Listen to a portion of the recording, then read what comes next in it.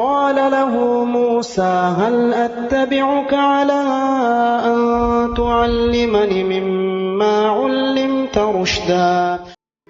Satu nabi yang menjadi nabi misterius.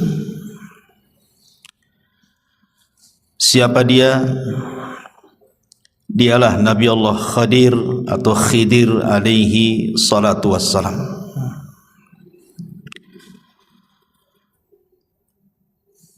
Nabi Khidir ini menarik untuk dibicarakan sebab menjadi polemik para ulama. Apakah dia masih hidup sampai sekarang ataukah dia sudah mati? Bahkan ada cerita-cerita di masyarakat bahwa mereka pernah melihat Khidir katanya. Artinya bahwa ini harus didudukkan secara pandangan syar'i. Apakah memang dia masih hidup? Siapa Nabi Khidir ini? Bagaimana kisah perjalanannya? Dan diutus ke mana beliau? Kemudian akhir hayatnya seperti apa? Kita akan bahas 1 jam ke depan tentang kisah Nabi Allah Khidir alaihi salatu wassalam. Ma'asyiral muslimin yang dimuliakan Allah Subhanahu wa taala. Kita mulai dari nasabnya dulu. Ada yang mengatakan bahwa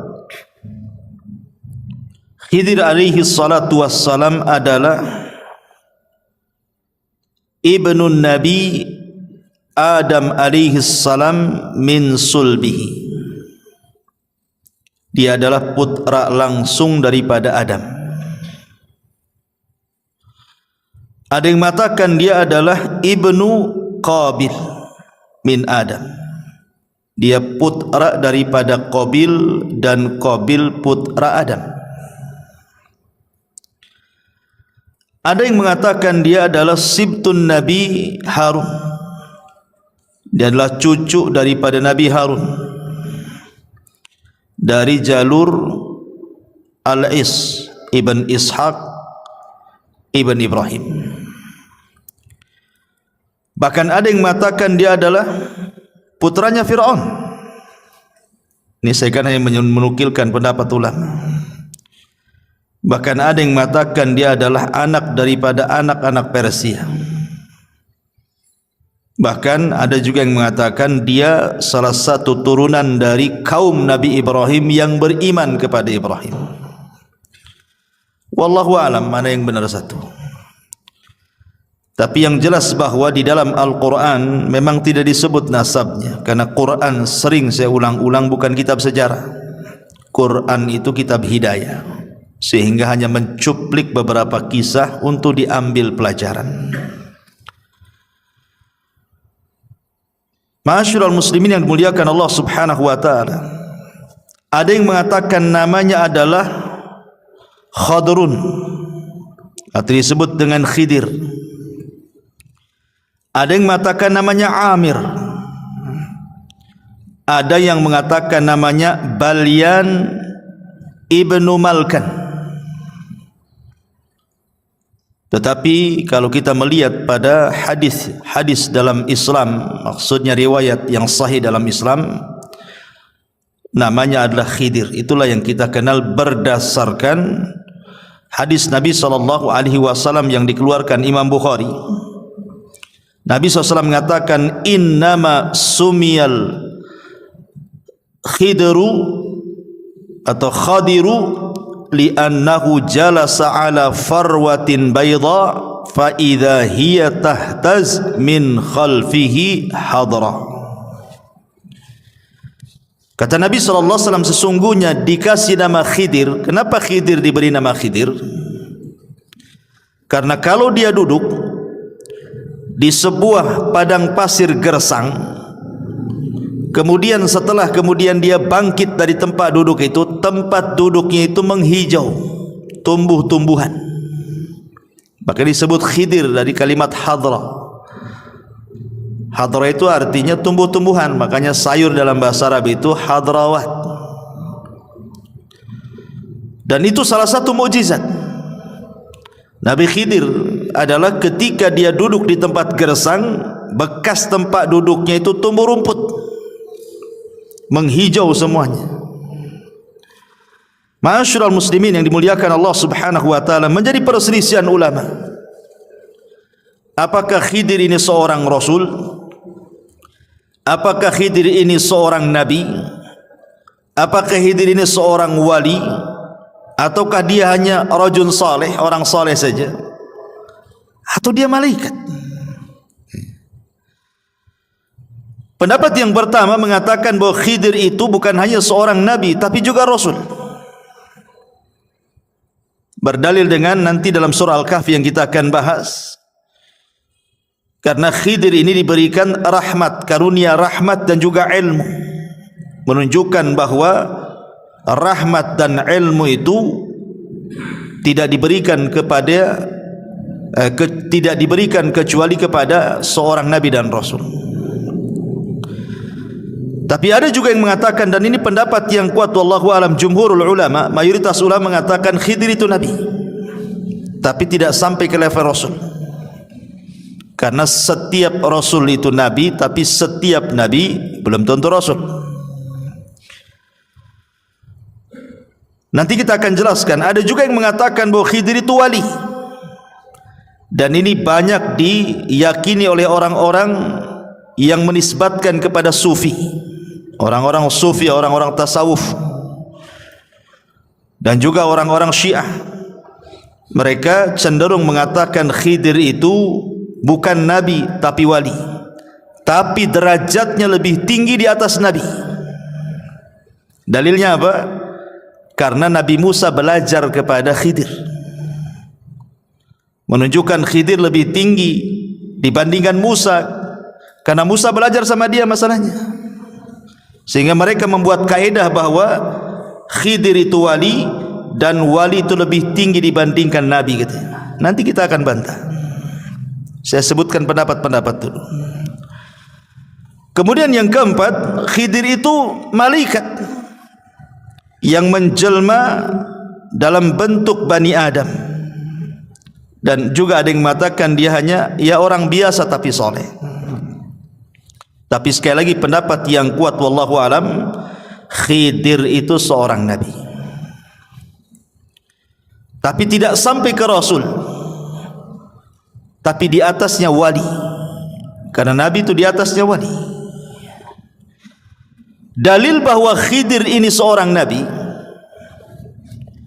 pertama mukjizat, tentu mukjizat. Yang tadi saya katakan di antara mukjizatnya, kalau Khidir itu duduk di sebuah tempat yang gersang, kemudian dia pergi menghijau tuh tempat duduknya, dan itu mukjizat.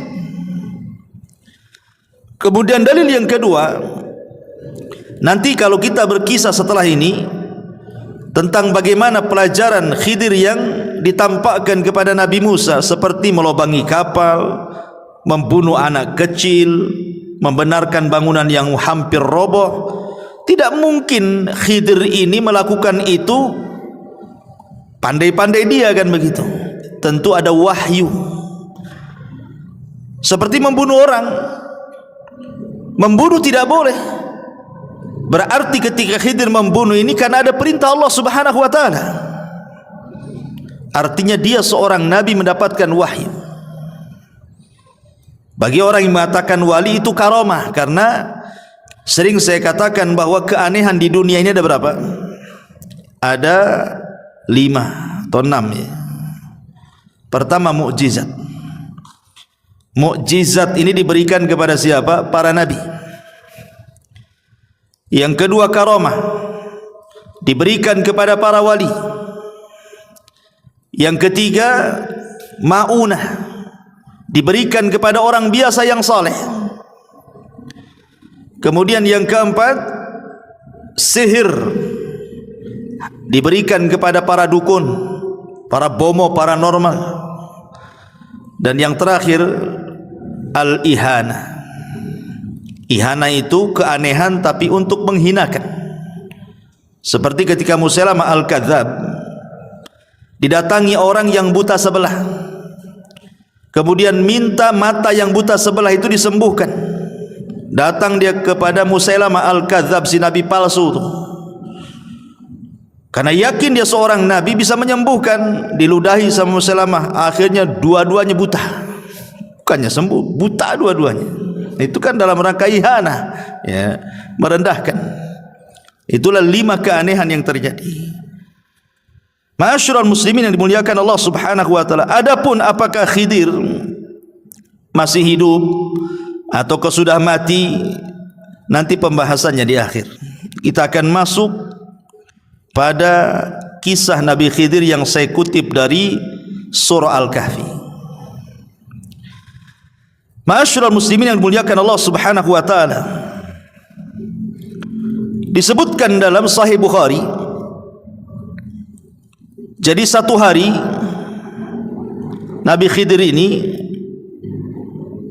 dia pernah berceramah menjadi khatib di tengah-tengah Nabi Musa. Jadi satu hari Nabi Musa alaihi salatu wassalam sedang menjadi khatib di tengah-tengah Bani Israel. Tiba-tiba kemudian adalah yang hadir di situ bertanya kepada Nabi Musa, "Ya Musa, ada enggak manusia yang lebih alim dibandingkan engkau?" Tiba-tiba Musa mengatakan, "Tidak ada." Musa bukan sombong, tidak. Walaupun kenyataannya memang tidak ada orang alim di zaman itu melebihi Musa, kan begitu. Tapi Musa ini manusia, ada sisi sifat kemanusiaannya lupa. Harusnya dia mengatakan Allahu a'lam, artinya menasabkan ilmu kepada Allah Subhanahu wa taala, ataupun mengucapkan insyaallah tidak ada.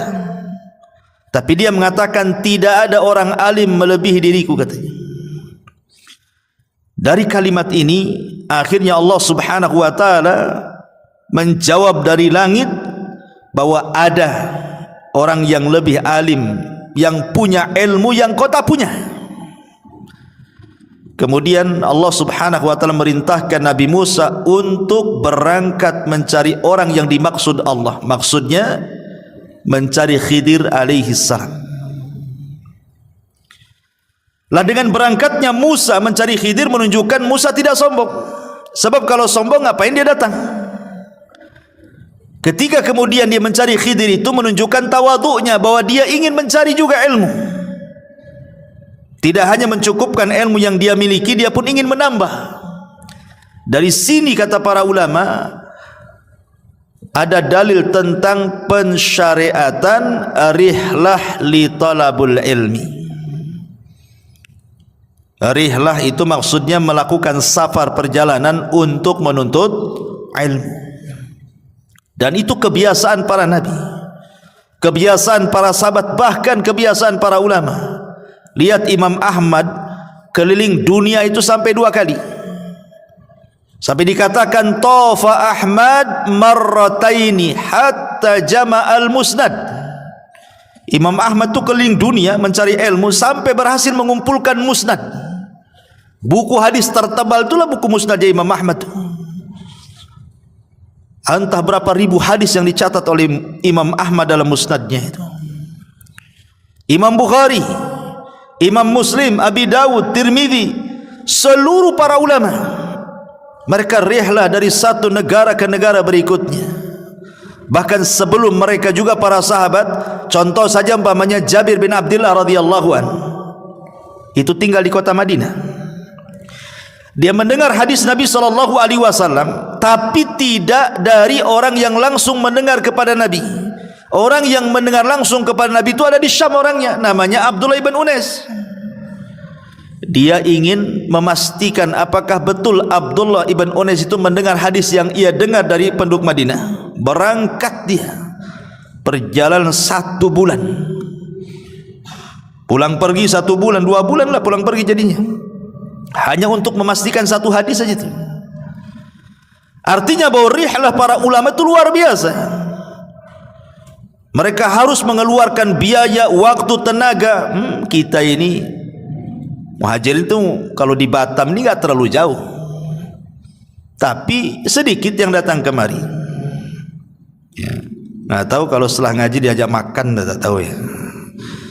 Tapi yang jelas bahwa menunjukkan himmah thalabul ilmi di zaman sekarang ini kurang sekali.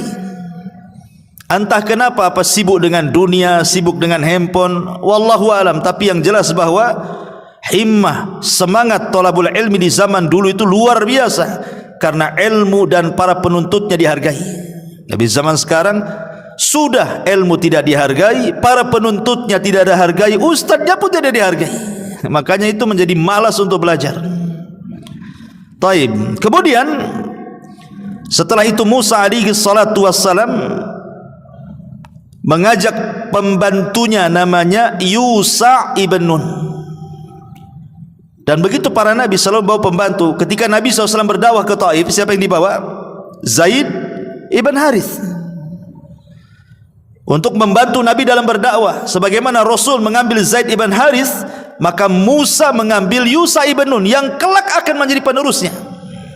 Setelah Musa meninggal, Harun meninggal, Yusha inilah yang akan memimpin Bani Israel untuk mengambil alih Baitul Maqdis. Bahkan Musa juga tidak berhasil, karena dia keburu meninggal di Ardut Tih, di bumi Tih, karena pembangkangan Bani Israel. Padahal nama Yusha dalam Al-Quran kan tidak disebut namanya kan. Allah membahasakan dengan kalimat fatah, pemuda.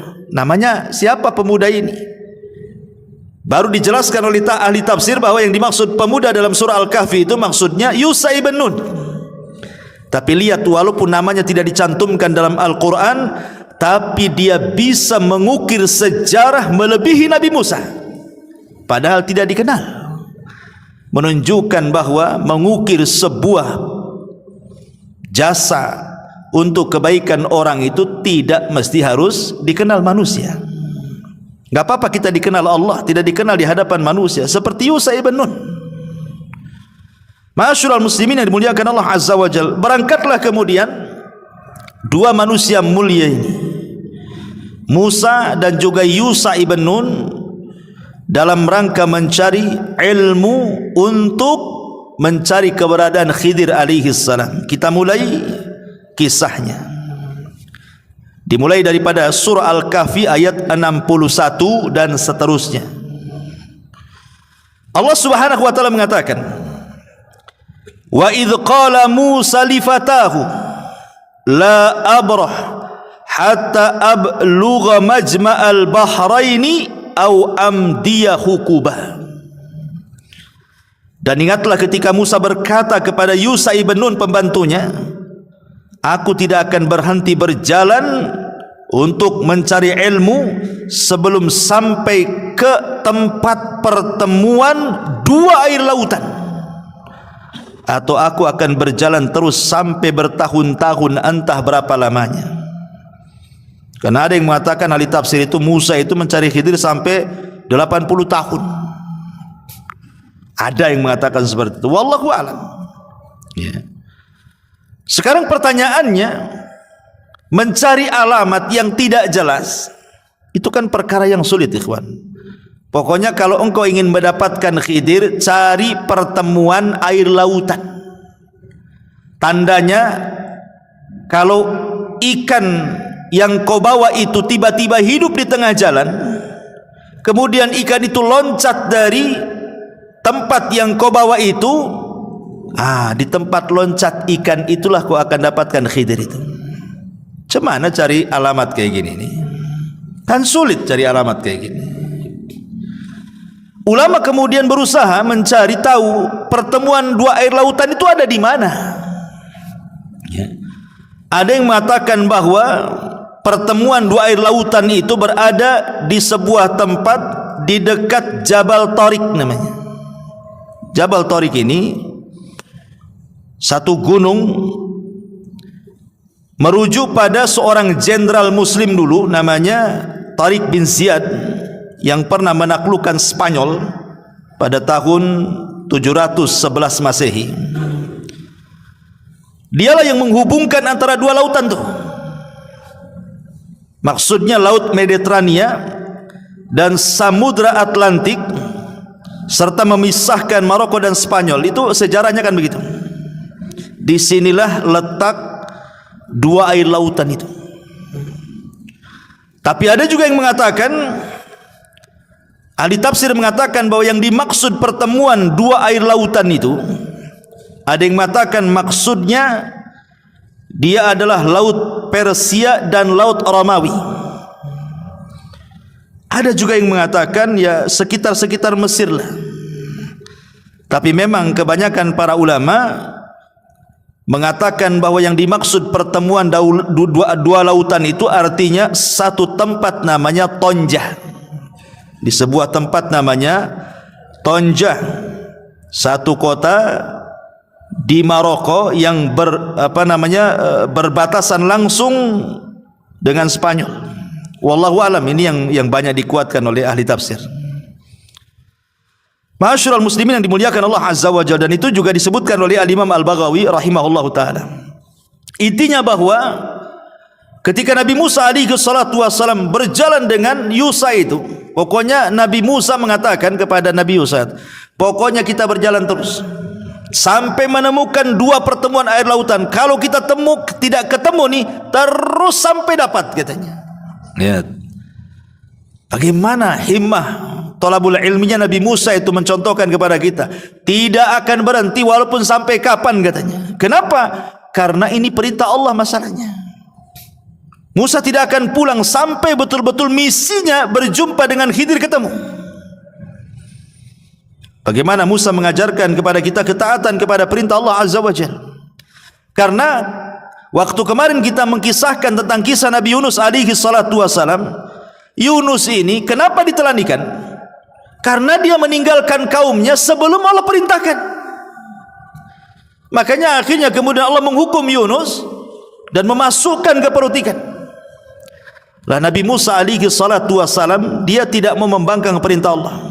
Makanya dia terus berjalan sampai Allah mengatakan falamma balagha majma'a bainihima nasiyahu taghuma fattakhadha sabilahu fil bahri saraba.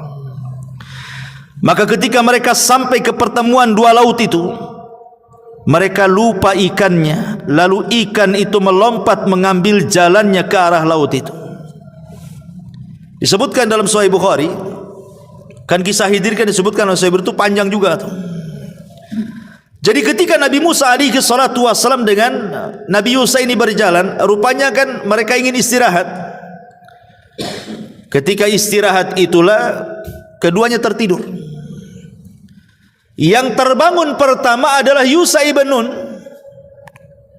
Kemudian Yusa ibn Nun melihat keanehan. Kenapa? Karena ikan yang sudah dibakar itu, mungkin ikan asin lah, semacam ikan asin itu, ikan mati, ikan siap santap sebenarnya. Karena Musa itu kan memang anak Mesir ya, biasa makan ikan di sana.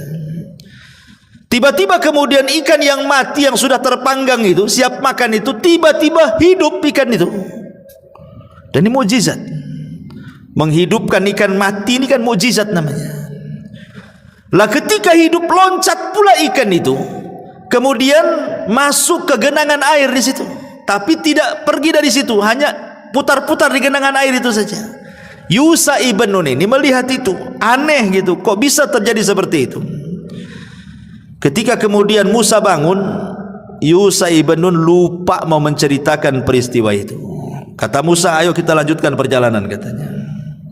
Yusa lupa, Yusa ibn Nun itu, bahwa itu tandanya kan begitu. Kalau ikan itu loncat dari tempat, nah itulah Khidir di situ kan.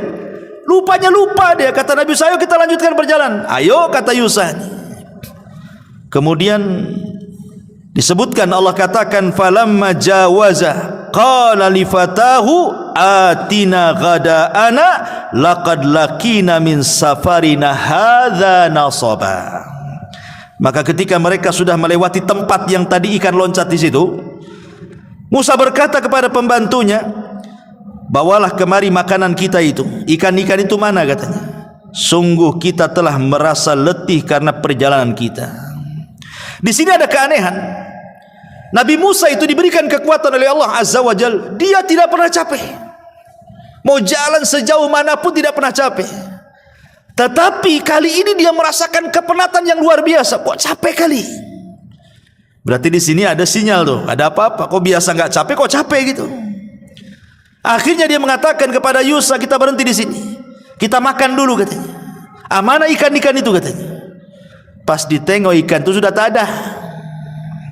Kemudian Yusa mengatakan, oh iya, aku baru ingat, kata Yusa ibn Nun, waktu kemarin kita istirahat di sebuah batu, ada peristiwa aneh, ikan yang kita bawa itu hidup kemudian loncat dan ada di genangan air katanya. Makanya Allah mengatakan, qala ara'aita idh awayna ila as-sakhrati fa inni nasitul hut wa ma ansanihi illa syaitan an adhkurahu wattakhadha sabilahu fil bahri ajaba. Lalu Yusa ibn Nun mengatakan, tahukah engkau ketika kita mencari tempat berlindung di batu itu, wahai Musa, aku lupa menceritakan tentang ikan itu katanya, dan tidak ada yang membuat aku lupa untuk mengingatnya kecuali setan. Dan ikan itu mengambil jalannya ke laut dengan cara yang aneh sekali katanya. Apa kata Musa? Musa mengatakan, itu yang benar, ayo kita balik lagi ke situ katanya. Senang Nabi Musa karena sudah ada titik terang di mana keberadaan Khidir dan pertemuan dua air lautan itu. Ma'asyiral muslimin yang dimuliakan Allah Subhanahu wa taala, di sini ada pelajaran besar bahwa seorang murid dan guru itu tetap harus punya kesabaran.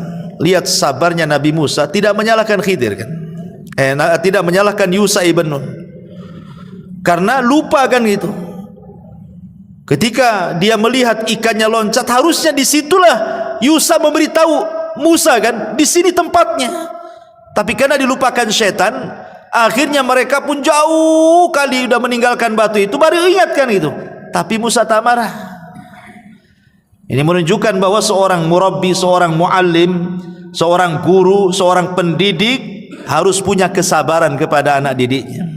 Seperti Musa alaihi salatu wassalam di sini. Ma'asyiral muslimin yang dimuliakan Allah Subhanahu wa taala, ketika sampai di batu itu, tiba-tiba kemudian Musa dan Yusa ini melihat ada orang yang berbaju tebal, longgar, lebar, ya. Sebagaimana disebutkan dalam hadis Bukhari, falamma intahaya ila sakhrati idza rajulun musajjin bi thawbin. Kata Nabi SAW, ketika keduanya Yusa dan juga Musa ini sampai di batu itu, tiba-tiba ada seorang laki-laki yang menggunakan pakaian sangat longgar sekali. Fasallama Musa, maka Musa pun mengucapkan salam, assalamualaikum.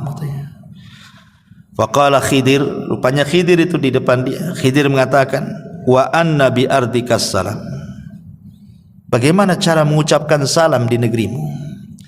Seolah-olah Khidir aneh gitu, kok ada mengucapkan salam di negeri dia, nggak ada orang mengucapkan salam tuh.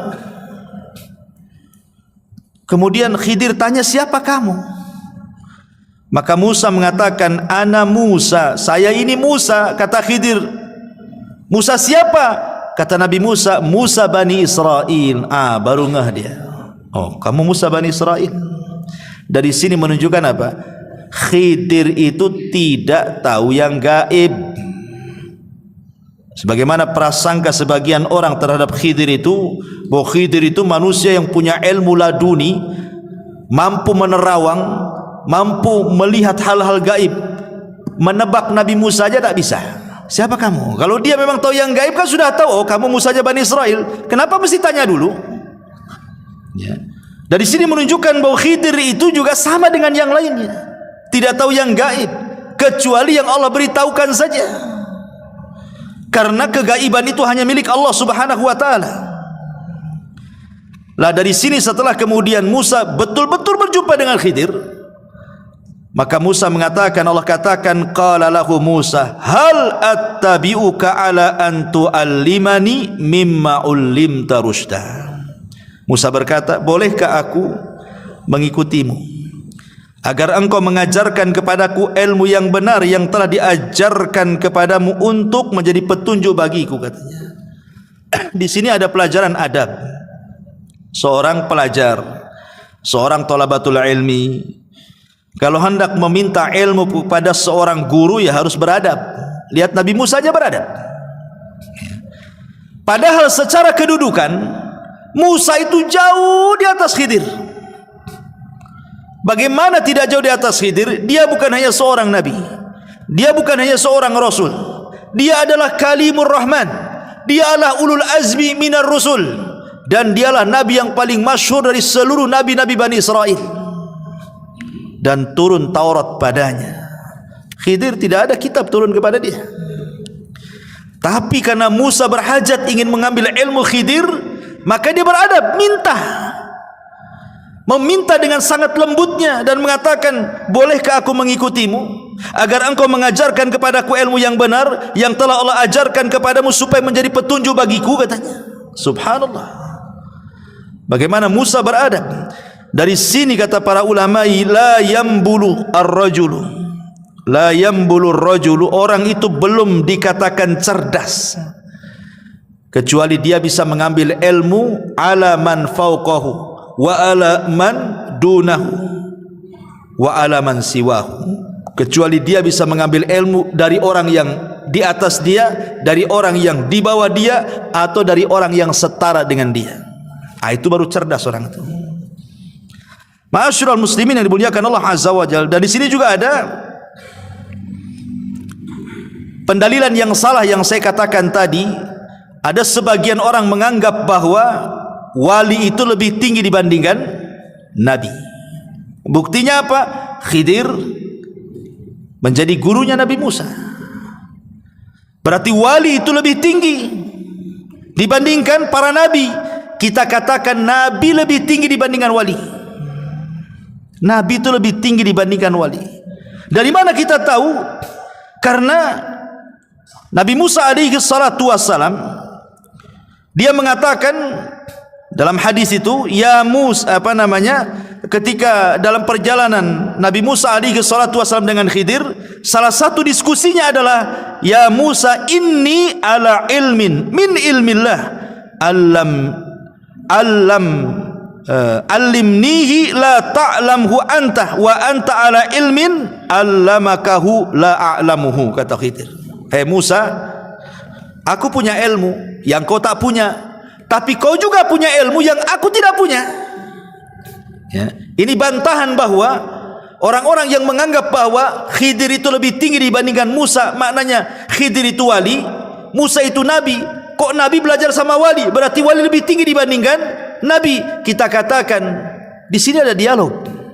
Khidir sendiri yang ngomong kepada Nabi Musa, hei Musa, aku punya ilmu yang kau tak punya, tapi aku juga tak punya ilmu yang kau punya. Artinya masing-masing punya ilmu di sini. Kecuali kalau memang Musa tidak punya ilmu kecuali Khidir yang punya, itulah. Ini kan masing-masing punya ilmu. Dan kita tidak ragu lagi bahwa ilmu yang dimiliki Nabi Musa jauh lebih banyak dibandingkan ilmu yang diberikan kepada Khidir. Karena dia seorang nabi, ulul azmi, lebih mulia dibandingkan Khidir alaihi salam. Tetapi Khidir memberikan syarat dan mengatakan, qala innaka lan tastati'a ma'iya sabra. Sungguh engkau tidak akan sabar kalau belajar sama saya, katanya. Tidak usahlah, kau enggak akan sabar. Ya. Apa kata Nabi Musa? Wa kaifa tasbir ala ma lam tuhit bihi khubra. Bagaimana engkau bisa mengatakan seperti itu? Kan belum dicoba. Aku belum belajar kok kamu sudah mengatakan seperti itu, katanya. Kemudian Nabi Musa meyakinkan kepada Khidir dan mengatakan, satajiduni insyaallah sabira wala a'silaka amra. Insyaallah akan engkau dapati aku termasuk orang yang sabar dan aku tidak akan menentangmu dalam urusan apapun. Itu janjinya Nabi Musa. Saya akan sabar, apapun yang kau ajarkan saya terima. Di sini ada faedah apa? Seorang talabul ilmi harus punya kesabaran. Kalau tidak punya kesabaran tidak akan dapat ilmu itu. Makanya Yahya bin Abi Katsir mengatakan apa? Ilmu itu tidak akan didapat birahatil jismi, dengan istirahatnya badan. Antum kalau duduk tidur nggak akan dapat ilmu. Tapi antum kalau datang ke majelis taklim, mendengarkan atau beli buku, baca buku atau dengerin YouTube ustaz-ustaz yang sedang ceramah, baru dapat ilmu. Kalau kelayapan ke sana kemari, kuliner ke sana kemari, ilmu ya ilmu kuliner dia dapat lah. Tapi ilmu agama dia tak akan dapat. Kemudian fantalaqa, Khidir mengatakan, fa inittaba'tani. Ini syarat yang harus dipegang Nabi Musa. Jika engkau mengikutiku, kata Khidir, fala tas'alni an syai'in, jangan pernah menanyakan sesuatu kepadaku, hatta uhditsa laka minhu dzikra, sampai aku yang menerangkannya. Kau diam saja, kau lihat saja. Awas kalau kau bertanya, kata Khidir. Dari ancam duluan tuh. Fantalaqa hatta idza raqiba fis safinati kharaqaha. Ini pelajaran pertama nih. Berangkatlah dua manusia mulia dan juga Yusha ibn Nun, ini bertiga berarti kan, dalam satu perahu. Dalam hadis Bukhari, ketika pemilik perahu itu melihat Khidir, rupanya kenal bahwa Khidir ini orang mulia di tengah-tengah mereka, makanya ketika naik perahu tidak usah bayar. Jadi nggak ada bayar, langsung naik saja Nabi Musa itu dengan Khidir di situ. Di tengah perjalanan, di tengah-tengah lautan itu, sambil berbincang-bincang Musa dengan Khidir, tiba-tiba melihat burung. Burung itu tiba-tiba menuki ke lautan, kemudian mengambil sebagian kecil air dengan paruhnya, kemudian naik lagi, kemudian hinggap di ujung perahu. Khidir alaihi salatu wassalam mengatakan, ya Musa, ma naqasa ilmi wa ilmuka min ilmillah illa kanaqrati hadal usfur fil bahri.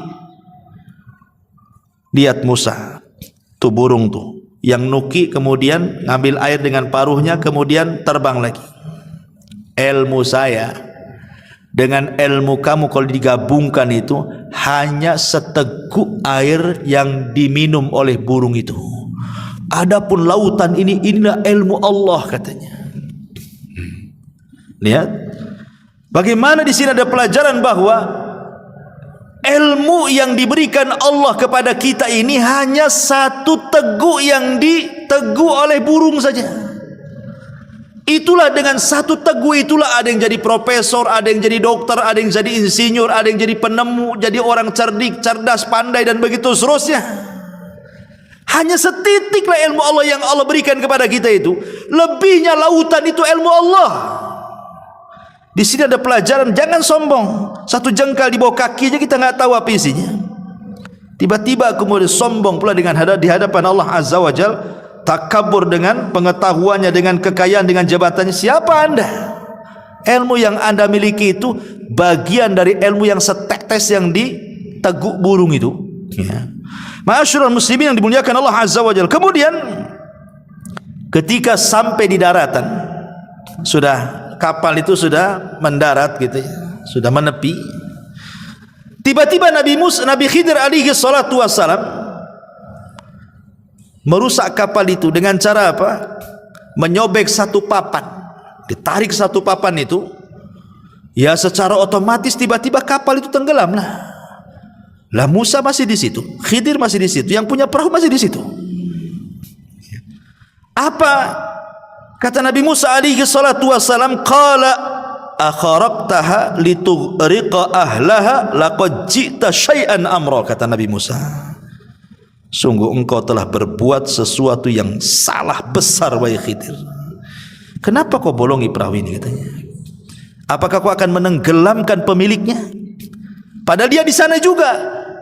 Musa tidak mengatakan apakah kau akan menenggelamkan kapalnya, tidak, tapi apakah kau akan menenggelamkan pemiliknya. Nabi Musa mendahulukan jiwa orang tuh, bukan perahunya tapi jiwanya. Yang kedua, Nabi Musa berpikir ini orang nggak tahu baik budi, ini udah dikasih tumpangan gratis, nggak bayar lagi, tiba-tiba kemudian sudah sampai dibolongi, dirusak pula kapal itu. Mana syukurnya? Seolah ngomong begitu itu Nabi Musa kepada Khidir itu. Makanya dia agak emosi kan, karena Nabi Musa ini pantang melihat sebuah kemungkaran itu.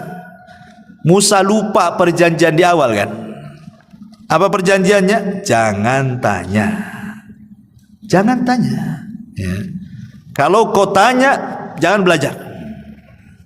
Itu kan perjanjiannya. Tapi spontanitas karena melihat kemungkaran lupa diri dia. Akhirnya dia mengatakan, ini apa-apaan ini katanya. Makanya kemudian Khidir mengatakan, alam akul innaka lan tastati'a ma'iya sabra. Kata Khidir, bukankah sudah kukatakan engkau tidak akan sabar kalau belajar kepada aku katanya. Buktinya nih baru satu pelajaran udah sibuk kau. Akhirnya Musa berjanji dan mengatakan, qala la tu'akhidni bima nasid wa la turhikuni min amri usra. Kata Nabi Musa, janganlah engkau menghukum aku karena kelupaanku, dan jangan pula engkau membebani aku dengan sesuatu yang sulit dalam urusanku. Janganlah ngajari yang aneh-aneh katanya.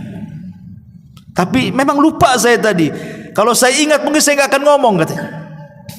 Kemudian Khidir masih maafkan. Fantalaqa hatta idza laqiya ghulaman faqatalahu.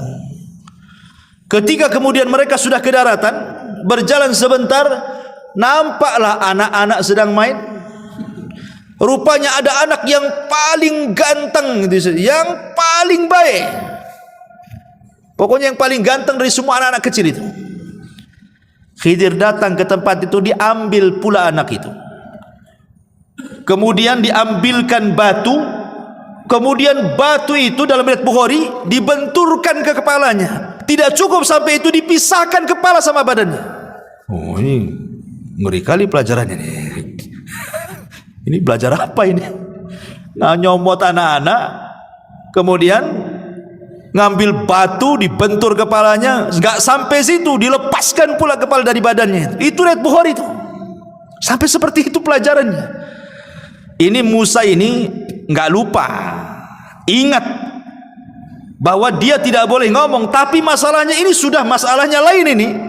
Bukan kalau tadi lah bolongi kapal, dia lupa. Dia ingat tidak boleh banyak ngomong. Tapi masalahnya kemungkaran ini bukan kemungkaran kecil, bunuh orang. Musa marahlah. Dia mengatakan apa?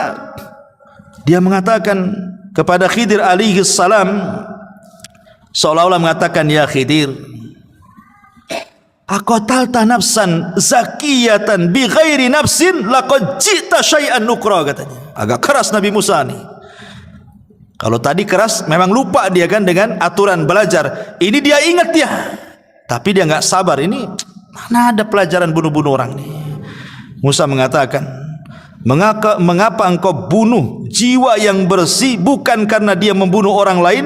Sungguh engkau telah melakukan sebuah perbuatan yang sangat-sangat mungkar, menghabisi nyawa orang. Apalagi yang kau habisi itu anak gak punya dosa, belum balik. Salah apa dia? Macam mana kau bisa bunuh anak ini? Lo belum balik, belum punya dosa, kenapa kau bunuh? Ketika Musa ngangkat suara, Khidir lebih ngangkat lagi suaranya.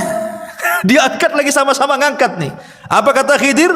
Qala alam aqul laka. Kalau tadi innaka, ini laka. Pakai laka lagi. Dalam bahasa Arab artinya laka ini lebih keras daripada kalimat innaka.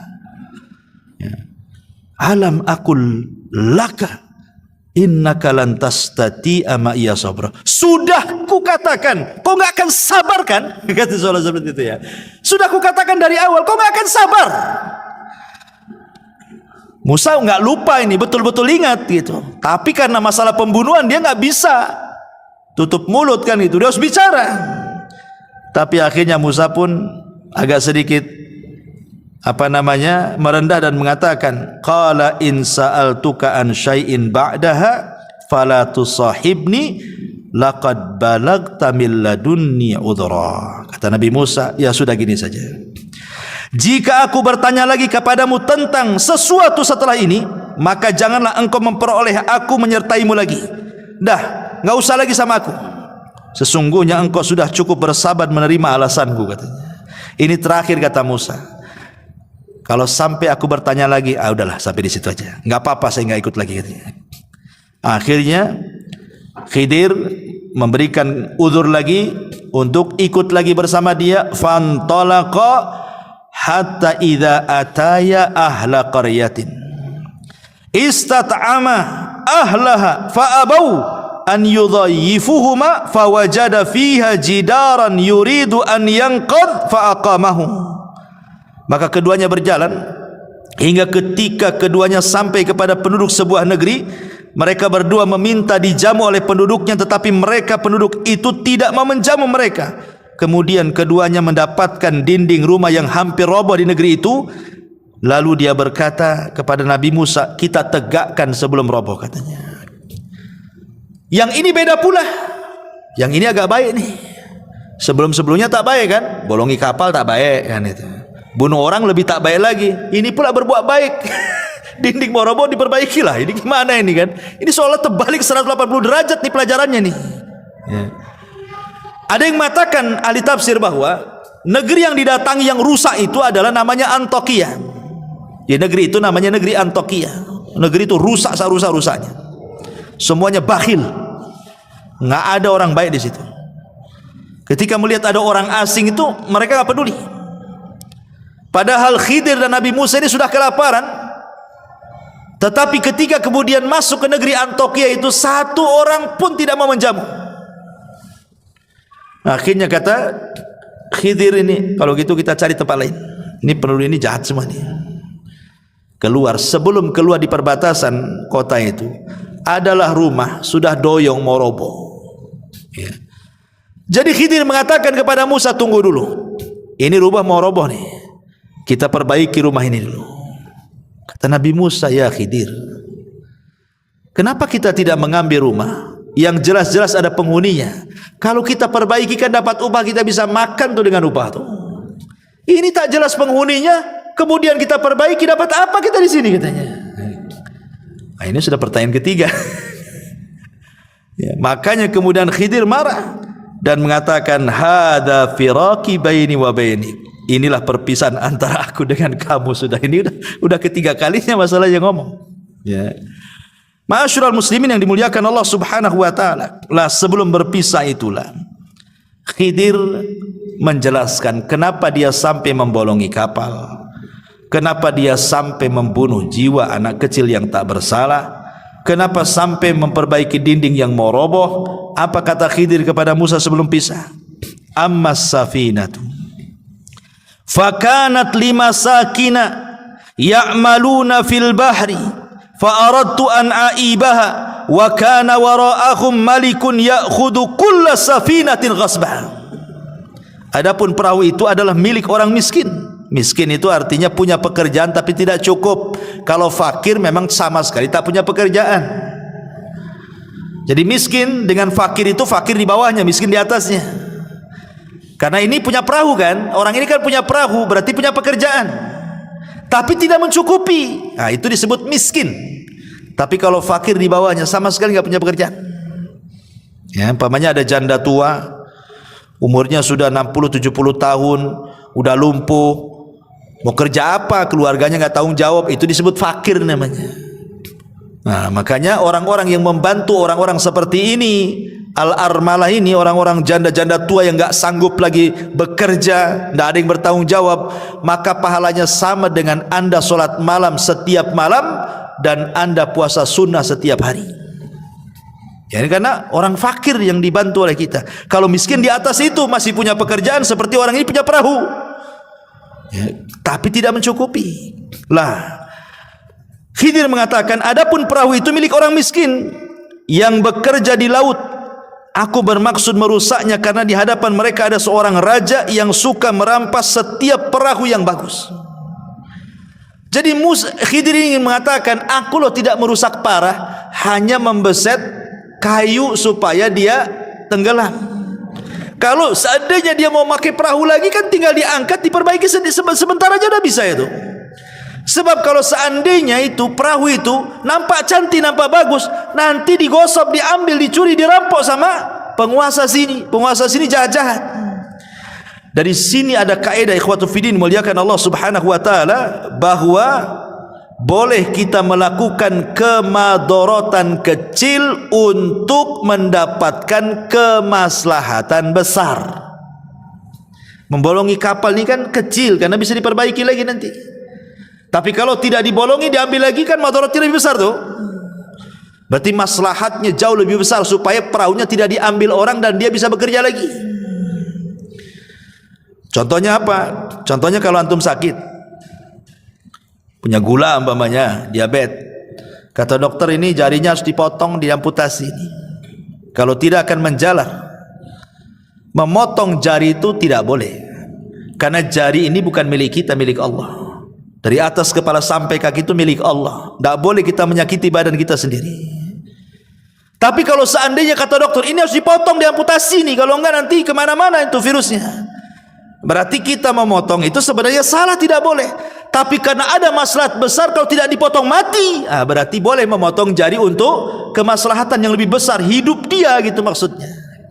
Nah, itulah namanya kaidah melakukan madarat kecil untuk mendapatkan maslahat besar. Ya, dan ini kaidah ini ma'ruf, bisa dipakai di mana-mana. Kemudian dia mengatakan, wa ammal ghulam fakana abawahu mu'minaini fakhashina an yuhriqahuma tughyanan wa kufra. Adapun anak yang ganteng yang saya ambil, yang saya pukul dengan batu dan saya pisahkan lehernya itu, dia itu punya orang tua, orang tuanya soleh, orang tuanya baik. Aku takut kalau dia besar, anak ini jadi kufur, jadi jahat, durhaka, akhirnya mengganggu agama kedua orang tuanya. Makanya kubunuh sebelum dia besar. Ini kan tidak mungkin Khidir melakukannya kecuali karena wahyu. Tidak bisa antum main-main, anak pengenlah jadi Khidir. Tengokin anak-anak yang lagi main-main tuh. Siapa yang paling nakal, antum ambil tusuk pakai pisau. Kenapa Ustaz? Kenapa kau tusuk tuh? Nampak kecil-kecil dan nakal tuh. Nanti udah besar apa kurang ajar katanya. Ini ada bisa kita lakukan seperti Khidir karena kita enggak dapat wahyu. Khidir ini melakukan karena wahyu. Dan ini juga ada dalil bahwa bagaimana Allah mengatakan wa asa an tuhibbu syai'an wa huwa syarrul lakum wa asa an takrahu syai'an wa huwa khairul lakum. Terkadang yang kita anggap baik buruk pula di sisi Allah. Terkadang apa yang kita anggap buruk baik pula di sisi Allah. Meninggalnya anak ini kan keburukan. Mana ada orang tua yang menginginkan anaknya mati? Enggak ada orang tua yang menghendaki anaknya mati kan? Wa asa an takrahu syai'a. Tapi terkadang apa yang kita anggap buruk ini menjadi kebaikan bagi dia di sisi Allah. Kalau tidak dibunuh sama Khidir, dia akan besar, bisa saja dia membunuh orang tuanya. Wa asa an takrahu syai'an wa yaj'alallahu fihi khairan katsira, kata Allah. Boleh jadi sesuatu yang Anda anggap buruk itu ada kebaikan yang banyak di situ. Ya. Ma'asyiral muslimin yang dimuliakan Allah Subhanahu wa taala, wa ammal jidar, yang ketiga. Adapun kenapa tadi saya memperbaiki dinding yang rumah yang mau roboh itu. Wa ammal jidar fakana li gulamaini yatimaini fil madinati wa kana tahtahu kanzun lahuma wa kana abuhuma salihan fa arada rabbuka an yablugha ashuddahuma wa yastakhrija kanzahuma rahmatan mir rabbika wa ma fa'altuhu an amri dzalika ta'wilu ma lam tasti alaihi sabra. Kata Nabi Khidir kepada Musa, adapun dinding yang meroboh itu milik dua anak yatim. Tuh kakek buyutnya, ada yang mengatakan kakek buyut yang ke-9 atau yang keberapa, dulunya orang soleh. Kita jaga sekarang cici cucutnya nih. Karena di balik rumah itu ada harta karun. Sempat roboh rumah ini, kita tahulah ini orang-orang Antokia ini jahat-jahat. Kita aja masuk gak mau dikasih makan, tiba-tiba dapat harta karun. Orang bakhil itu jelas pasti akan datang mengambilnya. Makanya kita rawat hartanya supaya jadi warisan. Dari sini kata para ulama, kalau ingin baik anak-anak kita, maka baiklah kita. Kalau kita baik, orang tua baik, kita soleh, istri kita soleha, jangan khawatir tentang anak kita. Sekalipun kita meninggal, Allah akan utus malaikat merawat mereka. Lihat di sini, Allah utus Khidir dan Musa untuk merawat anak kecil kan. Maksudnya harta warisannya dirawat. Karena apa? Karena kakek buyutnya itu ada yang soleh tuh. Berarti menunjukkan bahwa kesolehan itu bisa ditularkan kepada anak cucunya walaupun dia sudah meninggal. Ya. Maka penting memberikan contoh kepada orang lain. Ya. Ini diantara takwil daripada Khidir kepada Musa alaihi salam, dan dia akhiri dengan mengatakan apa? Wa ma fa'altuhu an amri. Musa, aku tidak melakukan ini bukan karena pandai-pandai aku, tidak. Tapi ini karena perintah Allah. Dari sini menunjukkan Khidir itu nabi, ya, karena bukan atas kehendak dia, tapi ada yang nyuruh. Siapa yang nyuruh? Allah Subhanahu wa taala. Inilah perkara yang kau tidak bisa sabar di situ. Kata Nabi sallallahu alaihi wasallam ketika menceritakan kisah Khidir dan Musa ini, disebutkan dalam hadis yang disepakati Bukhari Muslim, apa kata Rasul? Yarhamullahu Musa lawaridana law sabara hatta yaqussa alaina min amrihima. Semoga Allah merahmati Musa. Kalau seandainya Musa mau lebih sabar lagi, tentu akan banyak kisah-kisah yang luar biasa yang sampai kepada kita. Tapi Musa tak sabar, ya 3 itu sajalah yang sampai kepada kita, gitu maksudnya. Ya. Taib, sampai di sini kisahnya. Sekarang, apakah Khidir itu masih hidup ataukah sudah mati? Ini pembahasan terakhir. Ma'asyiral muslimin yang dimuliakan Allah Subhanahu wa taala.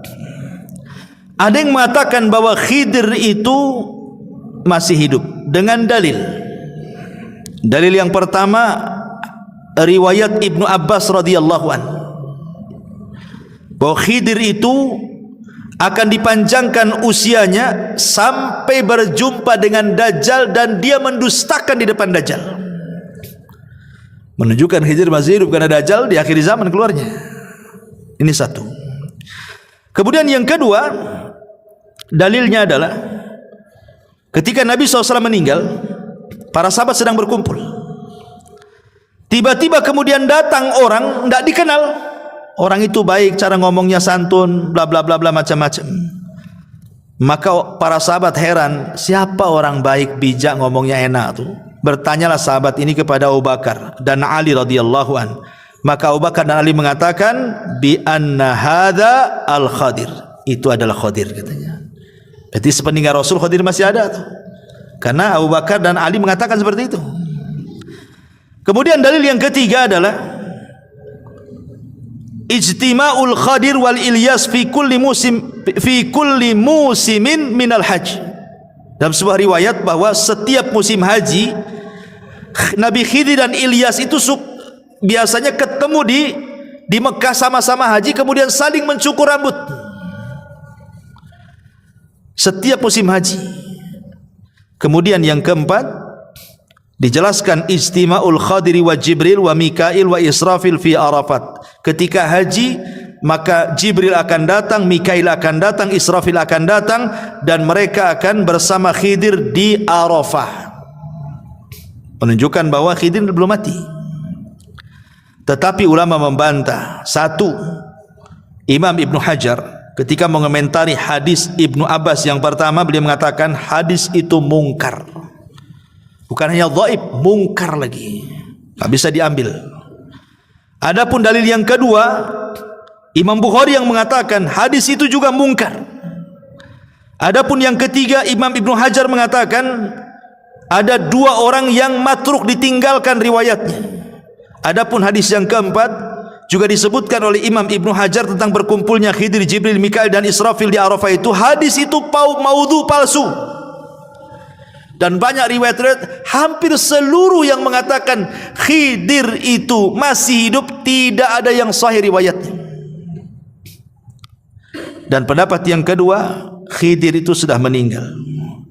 Dan ini perkataan Imam Bukhari, pendapat Ibnu Al-Jauzi, pendapat Abul Husain, pendapat ulama-ulama salaf yang lainnya. Dalilnya satu, firman Allah surah Al-Anbiya ayat 34, Allah mengatakan wa ma ja'alna li basyari min qablikal khulda afa immitta fahumul khalidun. Kami tidak menjadikan hidup abadi bagi seorang manusia pun sebelum kamu. maka jika kamu mati, apakah mereka kekal? Ya enggak lah, tidak ada yang kekal, kata Al-Quran. Maka Khidir masuk pada ayat ini. Dalil yang kedua adalah surah Al-Imran ayat 81. Ketika Allah menjelaskan tentang perjanjian para nabi, kalau Allah mengutus Muhammad, mereka akan menolongnya, mereka akan berusaha masuk ke agamanya dan begitu seterusnya. Baca dalam surah Al-Imran. Kata Ibnu Katsir ketika memberikan catatan kepada Al-Imran ayat 81 itu, dia mengatakan faqala Ibnu Katsirin annahu idza kana al-Khadiru hayyan fa huwa yadkhulu fi mitsaqil anbiya fayansuruna nabiyya sallallahu alaihi wasallam min a'daihi. Kalau memang Khidir itu hidup, tentu dia akan masuk pada perjanjian para nabi. Kalau diutus nabi akan ditolong. Tapi mana buktinya? Saat nabi kalah di perang Uhud, mana Khidirnya? Enggak datang.